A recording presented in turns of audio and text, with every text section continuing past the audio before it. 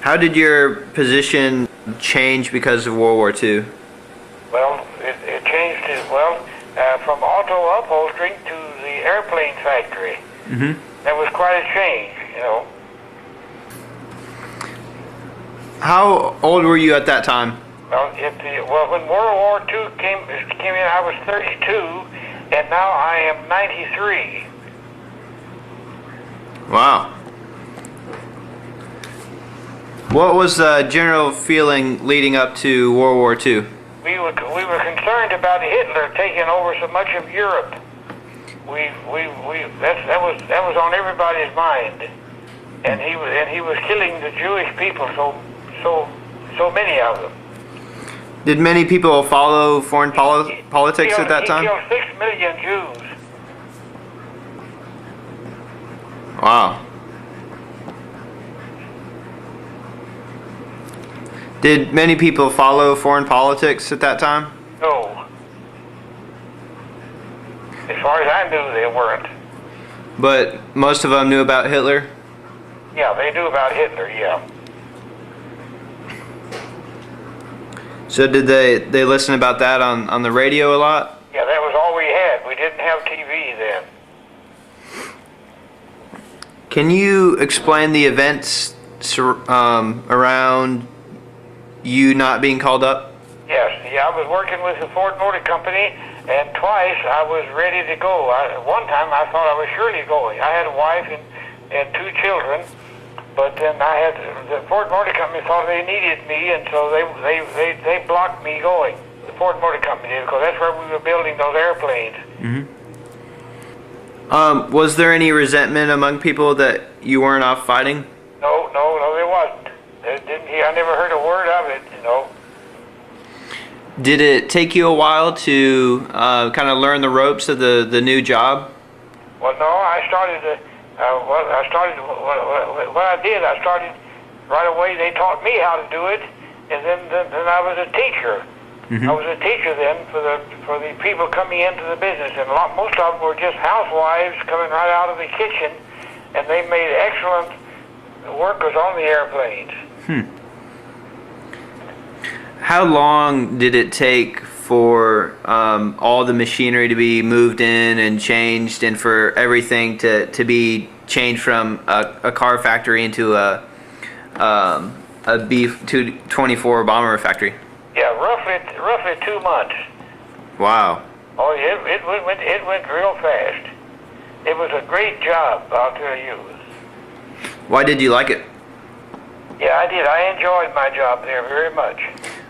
Why did you like it? Because I felt like I was accomplishing something, Mm-hmm. and it was a job that I fitted into real well. I was a final inspector on the B-24, and I had a lot of responsibility.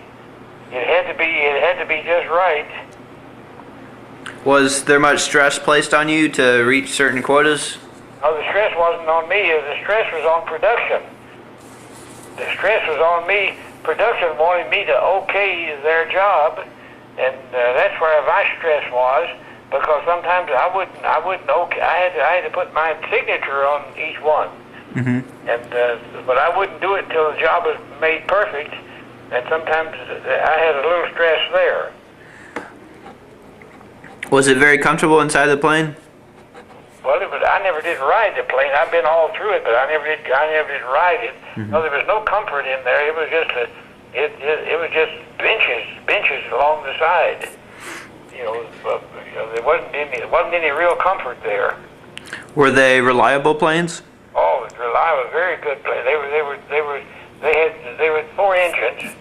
They were propeller planes. That was before the jets came in. Uh-huh. Could it run on less than 4 engines? Oh yeah, it could. They could take off. They could take off, and if an engine died on takeoff, they could still take off. But they come back though. They come right back. Mm. How were the planes constructed? How was it constructed? Uh-huh. Well, it was just all aluminum siding, and the frame was all aluminum. It was all aluminum, and to be light, and the sides were riveted on. You may have heard the song. They had a song, "Rosie the Riveter." Well, that was talking about the women being on the plane. They moved it on up, did something else. It was a continuous production line. So one person did the same thing every day? Yeah. Did they ever get tired of doing the same thing every day? Well, no, you got used to it, and you could do it easily. You could do it in less time than you could do it in less, and you had a little free time, because when you got real used to it, you could do it quicker than the production really. They gave you more time than you needed. How long did it take for one B-24 bomber to be started and then completed? 1 day, 8 hours. Wow. Yep. So how many planes were made per day? Two shifts, 20. We made 24 every day. 24 of those big airplanes every day. Can you remember a humorous experience during your work? Well, it's something. It's not. It's humorous, but it's not. It wasn't very nice. I had black plastic rubber, and I made a big spider out of it. And I put it on a string with a little stick, and I lifted up over a black woman's head, dropped it down in front of her face. She was working on a wing, and so she screamed and knocked me down, and we both fell down out in there. And I probably would have gotten fired if they'd have seen me do that. That's the only funny thing I can think of that's ever happened. So were you guys able to keep a sense of humor on the job, or were you pretty focused? No, we could be. You could be. If I saw a man that I knew was married, kind of getting cozy with some woman, some of the women, I'd go up and I'd say, "Hey, Jack, your wife just." I'd come out of the office and I'd say, "Jack, your wife just called and said to bring some peplum home tonight." Did you have any personal or corporate goals during your work? While I was there, well, I had a wife and 2 children, and I wanted to be a good dad. And with a wife and 2 children, and a lot of responsibility there. You know what I mean? Mm-hmm. And quite a bit of. I was a deputy. I was a deputy army inspector. That's a step up from just an ordinary inspector. So how many? What other ways did American companies support the war? They tried. Well, one thing, they pushed war bonds. You've heard of that, have you? Well, they pushed war bonds, and then try to keep production up fast, up to par, up to what they wanted. And they did a good job on that.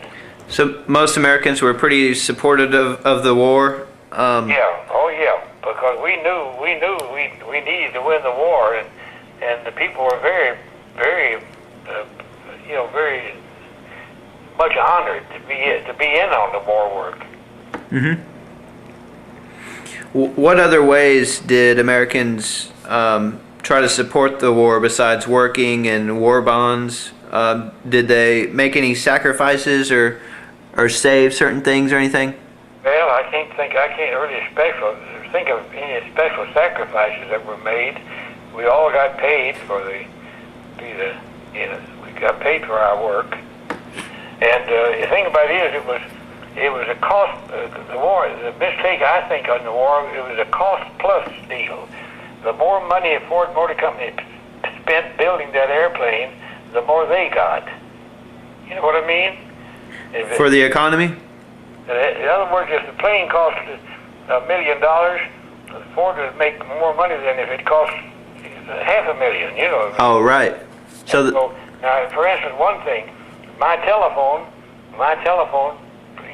sitting there, and every morning, a little guy with a little wagon and some stuff, he'd come and clean my telephone, clean the cord, and wipe the telephone, shine it.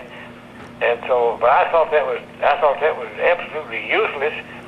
It would have gotten dusty, but But anyhow, when the war was over, I never saw him again. So you think Ford did pretty good during the war because the government was paying them a lot of money for the planes? Yeah, oh yeah, that's right. There was no holdback on that. Tell me more about the government's role just throughout the country. Now what now? Tell me a little bit more about the government's role during World War II, just throughout the country. Well, you know, we had the blackout test where they said we're going to have a black, and you had to have your lights all out, and they had a warden that would come along your street, and you wanted to have everything dark in case we ever did get airplane bombed. You know what I mean? How often did that happen? He'd do it about every month or two. So at a certain time, everybody was supposed to turn their lights off? Yeah, you know. So, well, if you had shades real tight, you could do that.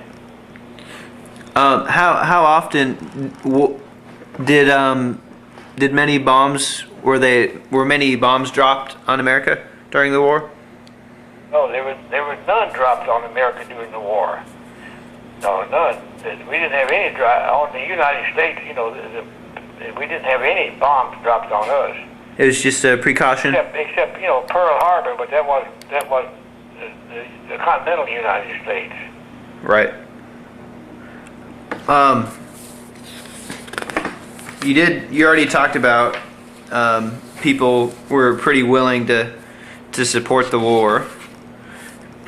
Oh yeah, people were very.